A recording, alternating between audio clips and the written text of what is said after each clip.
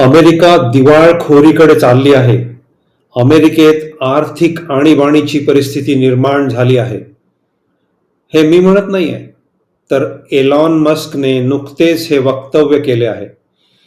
आणि जेव्हा एलॉन असं म्हणतो, तेव्हा आपण ते गंभीरपणे नक्कीच घ्यायला पाहिजे. आजच्या या व्हिडिओत आपण जागतिक स्तरावर गाजत असलेला विषय समजून घेणार आहोत, आणि तो म्हणजे डेट क्रायसिस इन अमेरिका. म्हणजेच अमेरिकेवर वाढलेला भयानक कर्जाचा डोंगर. अमेरिकेवर किती कर्ज आहे, ते खरंच इतकं जास्त आहे का, ते का निर्माण झाले, आणि या वाढत्या कर्जाचा जगावर आणि मुख्यत्वे करून भारतावर काय परिणाम होणार आहे, हे आज आपण समजून घेणार आहोत. अमेरिकेसारख्या विकसित देशावर सुद्धा कर्ज असू शकतं हे पाहून तुम्हाला आश्चर्य वाटेल, पण हे खरं आहे. आणि नुसते कर्जच नाही, तर अमेरिका कर्जाच्या भयानक विळख्यात अडकली आहे. आणि हे वेळीच जर निस्तरलं नाही, तर याचे अमेरिकेवरच नव्हे, तर संपूर्ण जगावर खूप वाईट परिणाम होतील हे नक्कीच. मागच्या 100 वर्षात हे कर्ज हळूहळू वाढतच चालले आहे. त्याचा मी एक ग्राफ दाखवला आहे. कोविडमध्ये हे कर्ज 27.9 ट्रिलियन होते, तर आज 2024 मध्ये ते कर्ज वाढून 35.46 ट्रिलियन US$ झाले आहे. हे कर्ज वाढण्याची प्रमुख कारणे आहेत, म्हणजे कोविडमध्ये केलेला अति खर्च, कमी केलेले टॅक्सेस, डिफेन्सवर वाढत जाणारा खर्च, आलेली आर्थिक मंदी, सोशल वेलफेअर प्रोग्राम्सवरील वाढता खर्च, वाटलेल्या फुकटच्या रेवड्या, गव्हर्नमेंटचा वाढत गेलेला खर्च, त्यातच वाढलेली बेरोजगारी, आणि त्या सगळ्यांमुळे कमी होत गेलेला रेव्हेन्यू. या प्रमुख कारणांमुळे अमेरिकेवर आज कर्जाचा डोंगर उभा राहिला आहे. देशाच्या कर्जाची त्याच्या देशांतर्गत उत्पादनाशी म्हणजे GDPशी तुलना केल्यास देशाची कर्ज फेडण्याची क्षमता दिसून येते. म्हणूनच कोणत्याही देशाच्या कर्जाची तुलना ही त्या देशाच्या GDPशी केली जाते, ज्याला डेट टू GDP रेशो असं म्हणतात. त्यामुळे निव्वळ कर्जाच्या आकड्यापेक्षा हा रेशो किती आहे ते बघणे आवश्यक ठरते. हा रेशो जितका जास्त, तितके सरकारला कर्ज फेडणे अवघड जाते. अमेरिकेची 2024 ची डेट टू GDP होती 123%. 2020 मध्ये कोविडच्या वेळी ती 126% होती.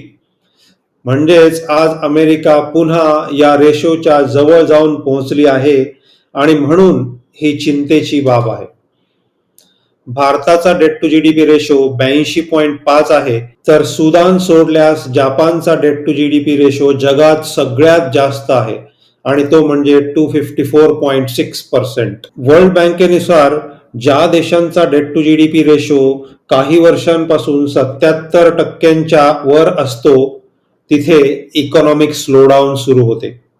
अमेरिकेचे कर्ज वाढत चालले आहे हे सगळ्या जगाला दिसत आहे. पण मग सगळ्या जगाचे लक्ष इकडे का लागले आहे, हा महत्वाचा मुद्दा आहे. याचे कारण म्हणजे हे कर्ज जे अमेरिकेने घेतले आहे, ते जर अमेरिकेला फेडता आले नाही, तर मग काय होणार. म्हणजे जर अमेरिकेने पेमेंट डिफॉल्ट केले तर काय होणार, हा प्रश्न सगळ्या जगाला सतावत आहे. मग अमेरिका डिफॉल्ट करेल का, हा $1 मिलियन प्रश्न आहे. सगळ्या जगाचं लक्ष आज इकडं लागलं आहे. आजपर्यंत तरी अमेरिकेने कधी डिफॉल्ट केलेलं नाही, पण डिफॉल्ट होणारच नाही असं कोणी सांगू शकत नाही. आणि जर झाला तर ते एक खूपच भयानक आणि अनप्रेसिडेंटल घटना ठरेल. याचे परिणाम काय होतील याची फक्त शक्यताच वर्तवता येते. ही एक ब्लॅक स्वॅन इव्हेंट होईल. त्यामुळे जर असं झालं तर त्याचे जगावर काय परिणाम होतील हे पाहणं गरजेचं ठरतं.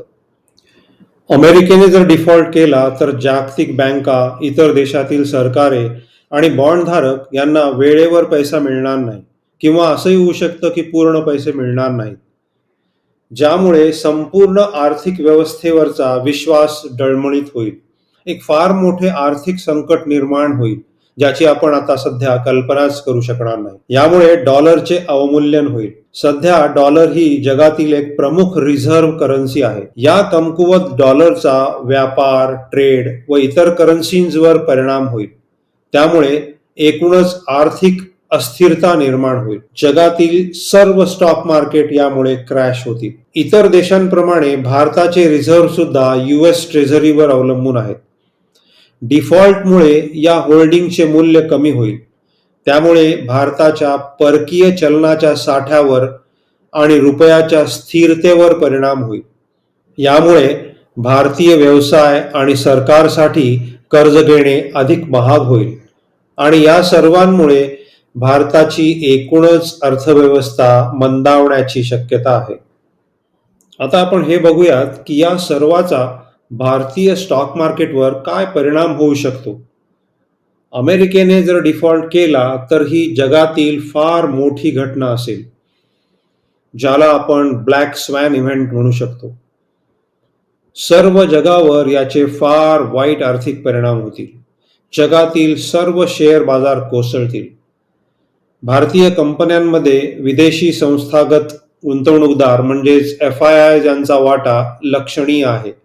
US डिफॉल्ट झाल्यास FII भारतीय बाजारातून मोठ्या प्रमाणावर पैसे काढून घेतील. यामुळे भारतीय बाजार चांगलाच कोसळू शकतो आणि असे झाल्यास काही काळासाठी भारतीय बाजार तात्पुरते मंदीच्या ट्रेंडमध्ये जाऊ शकतात. ही संभावना आपल्याला नाकारता येणार नाही. त्यामुळे गुंतवणूकदारांनी अशा विपरीत परिस्थितीसाठी सदैव तयार राहिले पाहिजे. आपला दैनंदिन खर्च हा मार्केटच्या पैशांवर अवलंबून नसला पाहिजे, जेणेकरून अशी मंदी आलीच तर आपण त्यातून सहजगत्या बाहेर पडू शकू. योग्य ॲसेट अलोकेशन आणि दीर्घ काळासाठी बनवलेला सुरक्षित बॅलन्स्ड पोर्टफोलिओ असला म्हणजे कोणत्याही संकटाला भ्यायची गरज नाही. त्याबरोबरच आपल्याकडे जर ड्राय पावडर म्हणजे लिक्विड कॅश जपून ठेवलेली असेल तर मग अशा विपरीत परिस्थितीचा आपण चांगलाच फायदा उठवू शकू. या अशा अनपेक्षित परिस्थितीचा जो फायदा उठवू शकेल तोच खरा स्टॉक मार्केटचा बादशाह होईल. बाकी तर सर्व मग टाइमपास आहे. आता सर्वात महत्वाचा प्रश्न हा आहे की हे डिफॉल्ट होऊ नये म्हणून काय करावे लागेल. अमेरिकन काँग्रेस सहसा डिफॉल्ट टाळण्यासाठी कर्ज मर्यादा वाढवत जाते, ज्याला डेट सीलिंग असं म्हणतात. परंतु हा यावरचा उपाय नव्हे. याआधीही त्यांनी कर्ज मर्यादा वाढवलीच होती, पण त्याचा काहीच फायदा झाला नाही. या प्रश्नावर त्यांना काहीतरी दीर्घकालीन तोडगा काढावाच लागेल. येणाऱ्या 5 तारखेला अमेरिकेत नवे सरकार सत्तेत येईल. यांच्या पुढे सर्वात निकडीचा प्रश्न हाच असेल की हे कर्ज कसे कमी करायचे. हे सरकार या जागतिक प्रश्नाकडे किती प्रामाणिकपणे पाहिल की पुन्हा रेवड्या वाटत राहील हे येणारा काळच सांगेल. पण लवकरात लवकर हे कर्ज जर नियंत्रणात आले नाही तर हा टाइम बॉम्ब आपल्या सर्वांच्या डोक्यावर टिकटिकत राहणार हे नक्कीच. US वरील कर्जाचे संकट हा विषय फार गुंतागुंतीचा आहे, पण शेअर बाजारातील गुंतवणूकदारांसाठी तो समजून घेणेही अतिशय आवश्यक आहे. बाजारामध्ये रिस्क काय आहे, कुठे आहे आणि कुठून ती येऊ शकते ह्यावर लक्ष ठेवणे फार महत्वाचे असते. डिफेन्सिव्ह इन्व्हेस्टमेंटमध्ये आम्ही एकच गोष्ट करतो आणि ती म्हणजे अशा वेगवेगळ्या रिस्कवर नजर ठेवून राहतो आणि गुंतवणूकदारांना त्याबद्दल सावध करतो. आम्ही पैसे मॅनेज करीत नाही तर रिस्क मॅनेज करतो आणि आपण जर रिस्क कंट्रोल करू शकलो तर पैसे काय मग आरामात बनतील. आशा आहे या व्हिडिओतून तुम्हाला महत्त्वाची माहिती मिळाली असेल. असं असेल तर चॅनलला सबस्क्राईब, लाईक आणि शेअर नक्की करा. पुन्हा भेटूयात अशाच नवीन माहितीसह. Thanks for watching. See you soon.